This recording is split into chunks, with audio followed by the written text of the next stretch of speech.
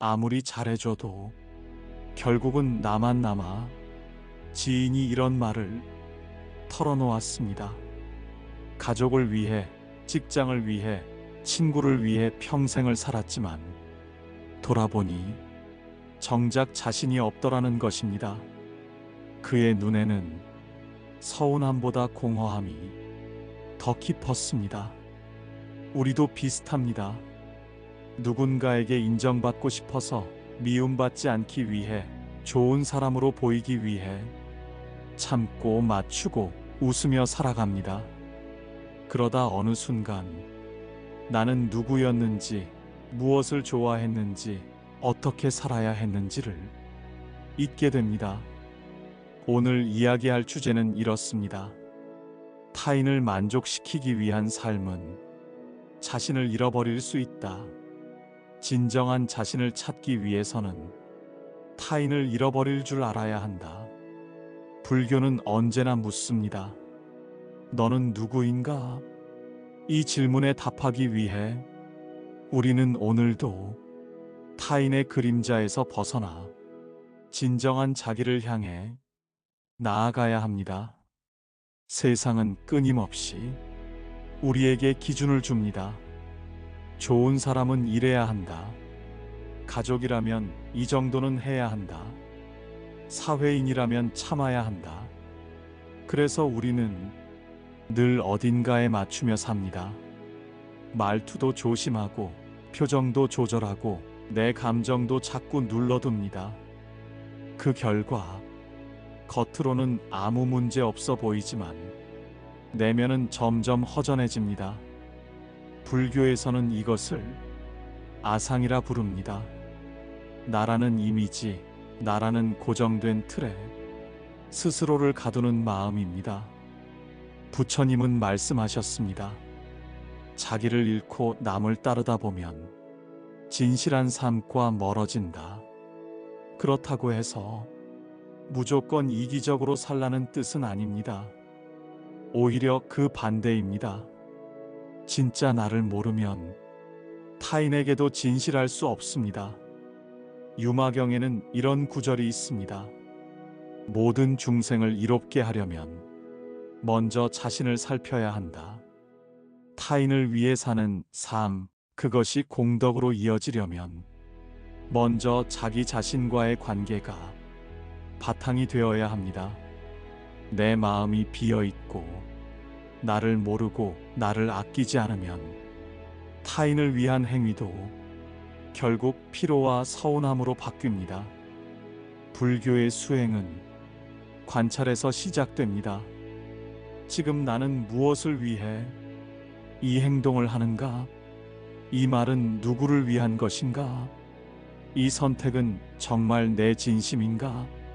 이 질문을 멈추지 않아야 비로소 우리는 진짜 나에게로 돌아갈 수 있습니다. 이제 그 여정을 본격적으로 시작해 보겠습니다. 우리는 왜 타인을 만족시키는 삶에 익숙해졌을까요? 왜 어떤 관계는 나를 기쁘게 하지 않는데도 끊어내지 못하고 유지하려 애쓸까요? 이런 이야기가 있습니다. 한 노년의 여성은 평생을 남편과 시어머니를 위해 살았습니다. 먹고 싶은 것도 참고, 가고 싶은 곳도 포기하고, 늘 집안을 돌보며 좋은 며느리로 살아왔지요. 하지만 남편은 무심했고, 시어머니는 늘 불만이었습니다. 그녀는 말합니다. 나는 다 줬다고 생각했는데 돌아보니 아무도 내가 누군지 묻지 않았어요. 그리고 나조차 내가 누군지 모르겠어요. 이 말은 우리 모두의 마음을 건드립니다. 나도 혹시 누군가의 기대를 채우느라 나를 잃어버리고 있는 건 아닐까? 불교에서는 이런 상태를 망하라고 합니다. 자신을 잊고 타인의 시선 속에서 살아가는 삶. 부처님은 항상 자기를 돌아보라 하셨습니다.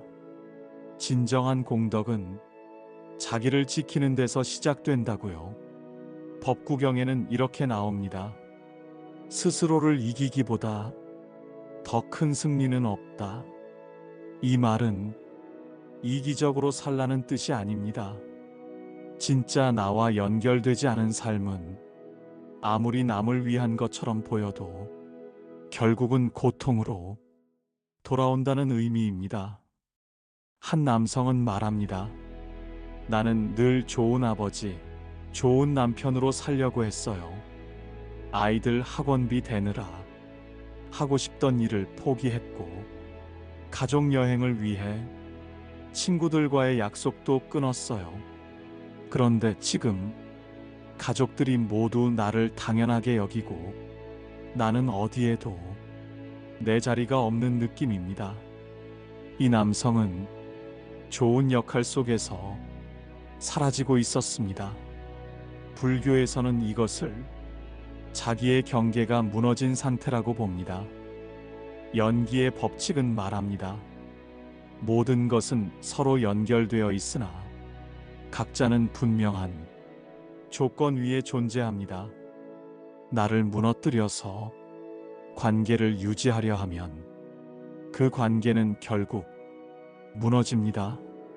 내가 나일 수 있을 때 비로소 건강한 관계도 유지됩니다. 우리는 누구도 완전히 만족시킬 수 없습니다. 그리고 그럴 필요도 없습니다. 불교는 집착을 놓으라고 말합니다. 타인의 기대에 대한 집착, 인정받고자 하는 집착, 거절당하지 않으려는 두려움. 이 모든 것을 조금씩 놓을 때 나는 점점 드러나기 시작합니다. 부처님은 왕궁을 떠나 숲으로 갔습니다. 가족도 지위도 기대도 내려놓고 오직 나는 누구인가를 묻기 위해서였습니다. 그 여정 끝에 그는 깨달음을 얻었습니다. 우리도 내려놓을 수 있습니다. 내가 아닌 것을, 타인의 그림자를, 무리한 역할들을, 그리고 조용히 묻는 것입니다.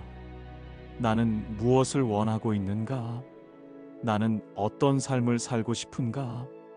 이 질문은 때로 외롭고 관계가 줄어드는 느낌을 줄 수도 있습니다. 하지만 그것은 진짜 나와 다시 연결되는 길입니다. 진정한 자신은 결국 혼자 있는 시간 속에서 드러납니다. 부처님도 모든 깨달은 이들도 홀로 고요한 길을 걸었습니다. 타인을 잃는다는 것은 사실은 타인의 기대에서 벗어난다는 뜻입니다. 그 순간 우리는 가장 따뜻하고 정직한 나를 만나게 됩니다. 진정한 자신을 되찾기 위해 지금 이 순간부터 우리가 실천할 수 있는 수행이 있습니다. 첫째, 거절 일기를 써보세요. 하루 동안 내가 하고 싶지 않았는데 맞춰준 일이 있었다면 그 상황을 적어보세요. 왜 그랬는지, 어떻게 느꼈는지, 그리고 다음엔 어떻게 하고 싶은지를 함께 써보는 것입니다. 이것은 나의 경계를 알아차리는 연습입니다. 둘째, 매일 아침 나에게 한 문장 기도하기. 거울 앞에서 혹은 눈을 감고 이렇게 말해보세요. 오늘 나는 나에게 진실하겠습니다. 이 한 문장이 하루의 중심을 지켜줍니다. 셋째, 기쁨의 목록을 작성해 보세요. 내가 스스로 선택한 일 중 나를 기쁘게 했던 순간들을 적어보는 것입니다. 작은 산책, 혼자 마신 커피, 내가 좋아하는 음악. 이것은 타인의 기준이 아닌 나라는 존재가 느낀 즐거움과 연결해 줍니다. 넷째, 하루 한 번 노노를 말해보세요. 그것이 크든 작든 상관없습니다. 식당에서 원하지 않는 반찬을 정중히 거절해 보거나 불편한 제안에 조용히 선을 그어보는 것입니다. 거절은 자신을 지키는 행위입니다. 그 자체가 수행이 됩니다.